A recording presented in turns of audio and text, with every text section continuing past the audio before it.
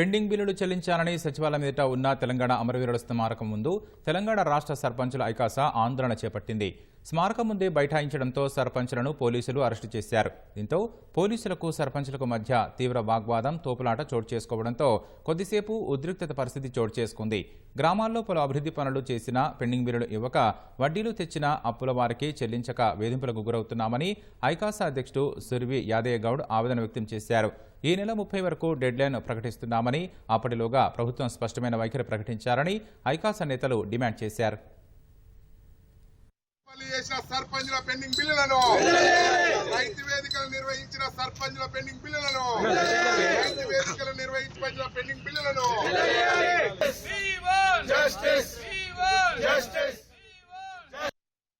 ఇప్పటికీ కొంతమంది సర్పంచులు సాగుకు దగ్గరలో ఉన్నారు. అప్పుల బాధ, వేధింపులు, వడ్డీలు కట్టలేక సాగుకు ఆత్మహత్య చేసుకునే పరిస్థితిలో ఉన్నారు. ఇప్పటికైనా ఈ ప్రభుత్వం కాపాడాలని, లేని ఎడల ఈ ప్రభుత్వానికి ఒక డెడ్ లైన్ పెడుతున్నాం. మేము ఇన్ని రోజులు చూసినాం, ఇక మా వల్ల కాదు. ఈ నెల 30 తారీఖు వరకు ఈ ప్రభుత్వం మా సర్పంచుల పెండింగ్ బిల్లుల మీద ఒక స్పష్టమైన వైఖరి ప్రకటించాలి. లేని ఎడల మేము ఆందోళన కార్యక్రమాలు ఎట్లా ఉంటాయంటే, మేము అవసరమైతే ముఖ్యమంత్రి క్యాంప్ కార్యాలయం కూడా ముట్టడిస్తానికి మేము సిద్ధమవుతాం.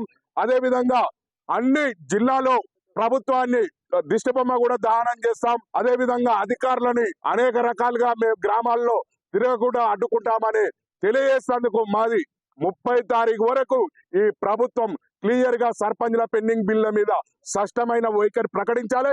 గతంలో అపోజిషన్ లో ఉన్నప్పుడు ప్రజెంట్ ఉన్న ప్రభుత్వం ఏంటంటే సర్పంచులకు కంపల్సరీ బిల్లులు ఇప్పిస్తాము, సర్పంచుల పక్షాన ఉంటాం మేము అని చెప్పేసి అన్ని విధాలుగా మీకు అండగా ఉంటాం అని చెప్పేసి చెప్పిండ్రు. ఇప్పటి వరకు ఆ ఊసు మాత్రం ఎత్తలేదు. ఇప్పటి వరకు కానీ ఇంకా మేము చూడదలుచుకోలేదు. ఈ 30 తారీఖు లాస్ట్ డేట్ ఇస్తున్నాము. అప్పటి వరకు ఏదో ఒకటి నిర్ణయం తీసుకోవాలని దయచేసి మరొకసారి మీ అందరికి మా సర్పంచుల తరఫున ధన్యవాదాలు తెలియజేసుకుంటూ మా విన్నపాన్ని మన్నించండి.